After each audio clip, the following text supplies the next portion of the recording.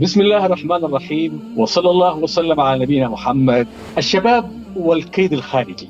السؤال المطروح أو الذي ينبغي أن نطرحه هنا: هل الشباب يتعرض لمؤامرة ومكايدة خارجية، أم أن الشباب في مأمن وسلامة من مكايدات خارجية؟ حقيقة أن العالم كله يعيش في صراع، والقرآن سمى هذا الصراع تدافعا. مصطلح الصراع مصطلح استخدمه اليساريون الماركسيون، لأنه يعني سحق أحد الطرفين للآخر وعدم إتاحة فرصة الوجود له مرة ثانية. أما القرآن فاستخدم تعبير التدافع، لأن التدافع يعني أن تدفع بالتي هي أحسن حتى إن كان عدوا لك. ادفع بالتي هي أحسن، فإذا الذي بينك وبينه عداوة كأنه ولي حميد. الكيد التآمري والمدافع. فمن الطبيعي جدا أن لا نغالي ولا نبالغ في أن العالم كله تقوده المؤامرات والمكايدات، وفي ذات الوقت أيضا علينا أن لا نتغافل أن العالم يعاني أو يشهد مقدارا ما من المكايدات والمؤامرات.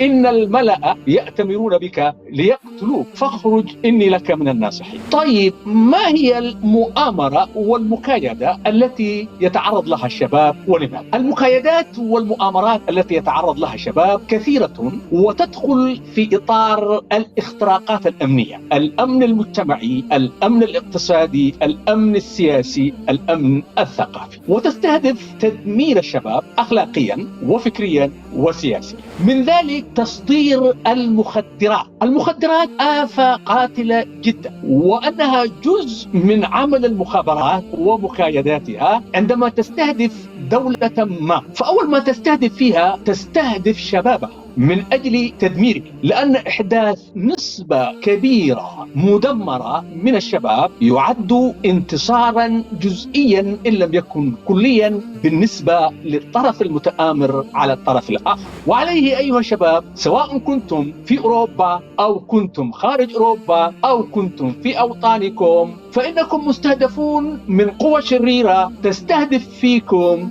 دينكم، وتستهدف فيكم أخلاقكم، وتستهدف فيكم صحتكم وعقولكم. العقل ميزة ميز الله بها الإنسان، والإنسان إذا دمر في عقله فقد دمر في وجوده، إذ لا معنى لوجود الإنسان من غير عقل يميز به الحق من الباطل والضار من النافع.